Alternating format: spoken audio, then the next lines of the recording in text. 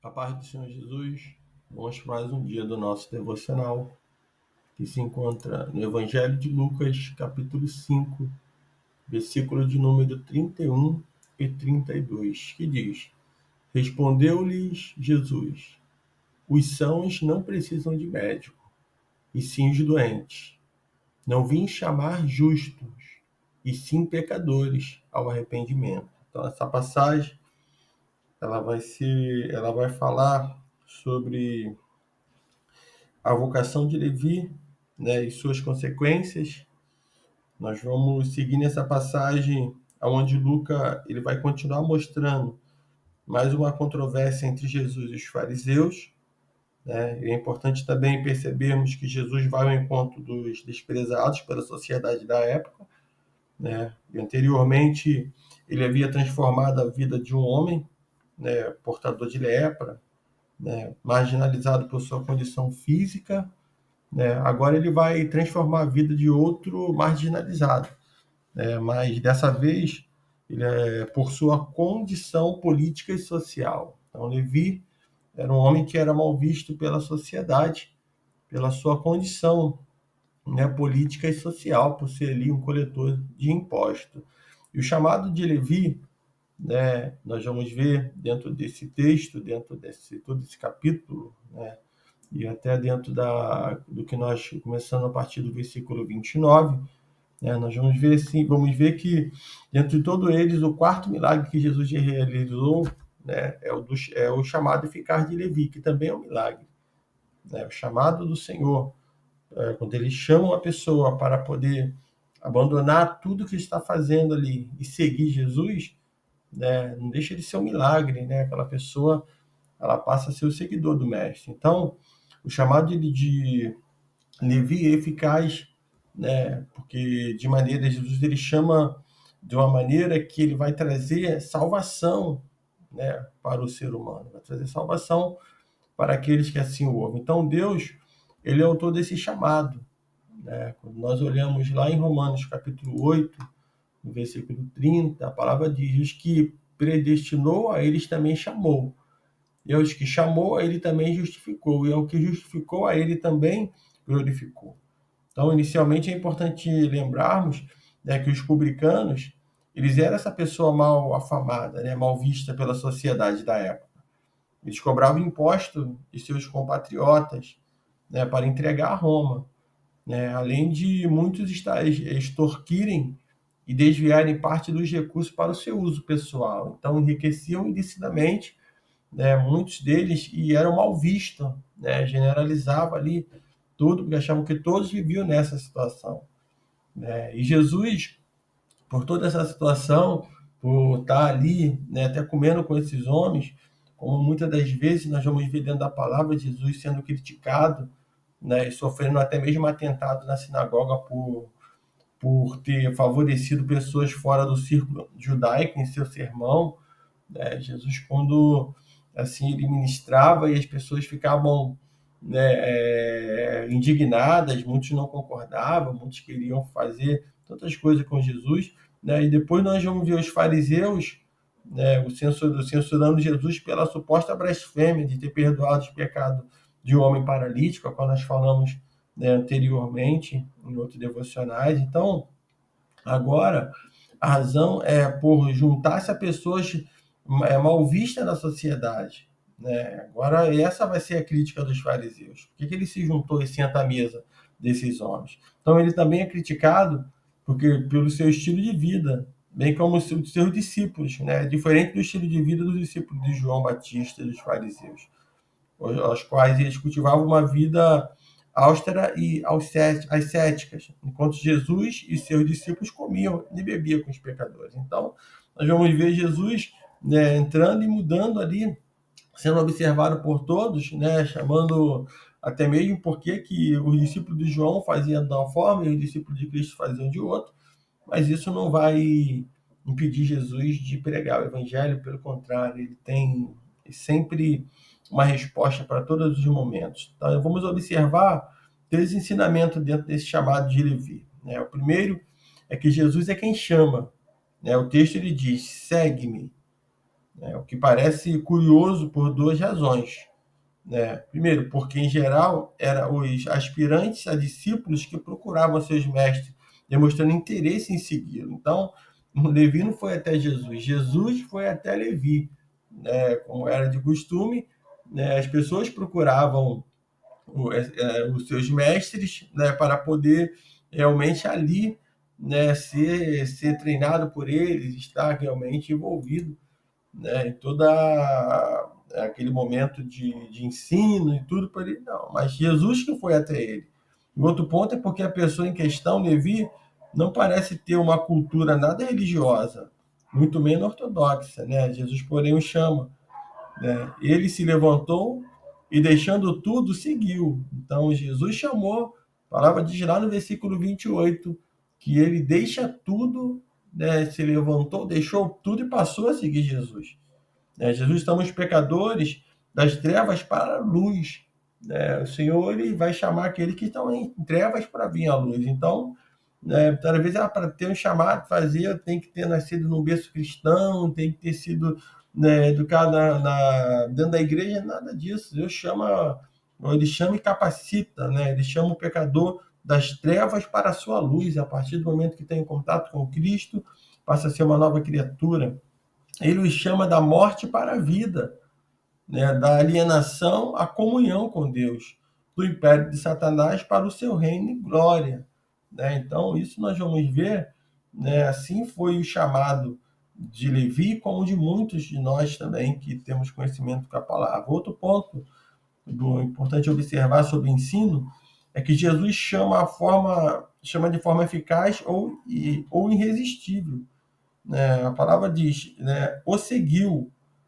Trata-se de uma ação poderosa de Deus por meio da pregação do Evangelho, que leva a vontade humana a obedecer ao seu chamado. Trata desse chamado de Deus para o homem. Ele chamou, em 2 Tessalonicenses capítulo 2, versículo 14, diz: "E para isso vos chamou pelo nosso Evangelho, para alcançar a glória do nosso Senhor Jesus Cristo." Então, é o chamado do Senhor. Nós vamos ver que Levi, o chamado de Levi, salvou uma alma perdida. Então, era uma alma que estava ali perdida. Acrescentou outro ponto, acrescentou mais um discípulo ao seu grupo, criou uma oportunidade de explicar seu ministério aos amigos de Levi e aos escribas e fariseus. Então, olha como o chamado de Levi não foi só Levi ali, mas foi uma oportunidade de chamar os outros, de Jesus chegar ali, e alcançar aquele grupo ali daqueles que andavam com Levi. Foi uma oportunidade criada de explicar o ministério aos amigos, aos parentes, aqueles que também eram conhecidos. E fora ainda aos escribas e fariseus que ali o seguiam. Então, olha que oportunidade Jesus teve e olha quanta oportunidade nós temos também, devemos aproveitar, de estar pregando o evangelho, ganhando almas, os amigos, aqueles que nós conhecemos ou não, para Jesus, e dentro daquilo dali vai se iniciar um novo ciclo, onde nós vamos ser inseridos ali, entrar ali, falar de Jesus e ganhar muito mais alma. Então, que seja essa a nossa visão, de aproveitar essas oportunidades, de entrar em casas, entrar em empresas, em lugares onde vidas ainda não se renderam ao Senhor, e nós vamos entrar e a partir desse momento vamos ganhar almas para o Senhor Jesus. Jesus explica a sua missão, quando ele diz lá no versículo 31 e 32, os sãos não precisam de médico, e sim os doentes. Não vim chamar justos, e sim pecadores, ao arrependimento. A missão de Jesus, ela é voltada aos doentes espirituais. E seu trabalho é chamar os pecadores para uma mudança de vida. Então, isso é o que Jesus fez, é o que Jesus faz. Ele chama ali aquele homem, todos que estavam ali naquele banquete, para poder realmente ter um novo estilo de vida, viver em novidade de vida. Jesus chama os pecadores ao arrependimento, mas a obra de Jesus ela é completamente nova, e oposta à religião judaica, praticada pelos fariseus e escribas. Em sua casa, Levi lhe oferece a Jesus uma grande recepção, pois se sentiu muito honrado pelo chamado de Jesus. né? Imagina, né, Levi, né, o fato de Levi ali ele respondia oferecendo, né, um banquete a Jesus, né, não surpreendeu, né? Não, e Jesus não surpreende, né, retribuir uma honra recebida em um elemento, era um elemento importante na vida social da antiguidade. Então, o homem que recebia ali uma honra, que era honrado, um homem desacreditado, um homem que estava ali, né, sendo visto, mal visto pela sociedade, como era Levi, imagina, né? Levi vai lá e recebe Jesus, ele convida Jesus, e Jesus vai ao encontro dele, chama ele para ser seu discípulo. Levi dá um banquete e ali ele honra, ele se sente honrado por Jesus estar na sua casa e por toda a sociedade ver que a partir daquele momento ele seria uma nova criatura. Levi se sentiu muito honrado em receber em sua casa o rabino ali, Jesus, né? Aí diz aqui, ao verem a cena, porém os fariseus e seus escribas começaram a murmurar contra os discípulos de Jesus. Aí começam os fariseus publicando, os fariseus e escribas, que já era normal, que tem muitos no dia de hoje, né, que vê quando alguém está sendo salvo, Jesus chegou, alcançou uma vida, mas começa a querer falar o que a pessoa fez, deixou de fazer, começa a querer procurar meios para poder, né, invalidar, até mesmo excluir aquela vida, determinada situação, até mesmo para assumir cargo na igreja, para estar envolvido com a obra, coloca um monte de coisas, olhando o passado do cara, mas não olhando que a partir daquele momento que ele entregou a vida para Jesus, ele passou a ser uma nova criatura, né? Então, nós precisamos observar que já havia pessoas nessas situações, né? Havia pessoas que se procuravam e se colocavam realmente ali para poder criticar, né? Mas Jesus ele não deu ouvido a isso, porque Jesus ele veio para resgatar a ovelha perdida, né, e feridas da casa do seu pai. Essa era a intenção do Senhor Jesus, não tinha outra. Então, para ele ali, não importava o que os publicanos e fariseus estavam dizendo. Então, para nós também não importa, né, o que os fariseus, o que outros grupos, né, estão dizendo, importa o que Jesus ele diz a respeito de nós, né? Quando ele fala no versículo 32, Jesus diz: não vim chamar justos, sim pecadores ao arrependimento. Então ele veio chamar pecadores, como nós, né? Como todos que se colocam à posição e reconhecem que é um pecador. Jesus ele vem e muda a história da vida, não importa qual seja a situação. Então Jesus ele vai responder às críticas dos fariseus, né? Os fariseus, então, eles vão se dirigiam até Jesus para criticar seus discípulos. Quando diz o versículo 33, disseram-lhe eles, os discípulos de João, e bem assim os dos fariseus frequentemente jejuam e fazem orações. Os teus, entretanto, comem e bebem. Está chamando os discípulos de Jesus de comilão, mas Jesus tem sempre uma resposta para essas críticas dos fariseus. Então, o jejum era uma prática muito comum, né, sinalizando contrição de coração, né, e consagração a Deus, né? Os próprios fariseus tinham o hábito de jejuar 2 vezes por semana. Lucas 18:12 fala isso. Nós vamos ver que nas festas, né, do dia da expiação, né, era exigido esse jejum. No entanto, assim como outras práticas ritualísticas, o jejum se tornaram o quê? Vazio, pois sua realização era destituída do verdadeiro espírito de contrição e amor de Deus, o que já havia sido criticado, né, anteriormente por Isaías e Jeremias. Então Jesus, porém, ele não se abateu, muito menos se impressionou com as críticas dos fariseus. Ponto importante, né? Para que muitos ficam abatidos com as críticas dos fariseus. Muitos são criticados dentro da própria casa do Senhor. Está ali fazendo e muitos estão criticando. Né? E quer botar um monte de coisa. Não faz e critica. Né? Então não se preocupe com isso não, porque isso aí, desde a antiguidade, desde o tempo de Jesus, Jesus passou isso, quem somos nós para não passar por esses momentos? Né? Ele sabia que, embora usassem João Batista e seus discípulos como exemplo, aqueles homens o desprezavam, assim como desprezavam o Senhor. Jesus defendeu a si e seus discípulos, dando 3 ilustrações para explicar a razão de não exigir que seus discípulos jejuassem, né, naquele momento. A primeira explicação de Jesus foi a seguinte: a ilustração, né, é a do noivo, versículo 34 e 35. Os convidados de um casamento não jejuam enquanto o noivo está com eles. Jesus estava entre os homens, portanto, era um momento de festa. Então, momento de festa. O noivo está ali. Como numa festa a pessoa vai jejuar numa festa, né? E ali estava. Jesus vai usar essa ilustração, dizendo para ele como pode. Estamos aqui com o noivo está presente. Como nós não vamos jejuar? É um momento festivo, vamos festejar, né? E ali o noivo o próprio Senhor estava ali, podemos dizer assim. A segunda é o do remendo, né? Versículo 36. Ninguém coloca remendo de pano novo em uma roupa velha. Isso ocorre porque a roupa velha já se desgastara o suficiente.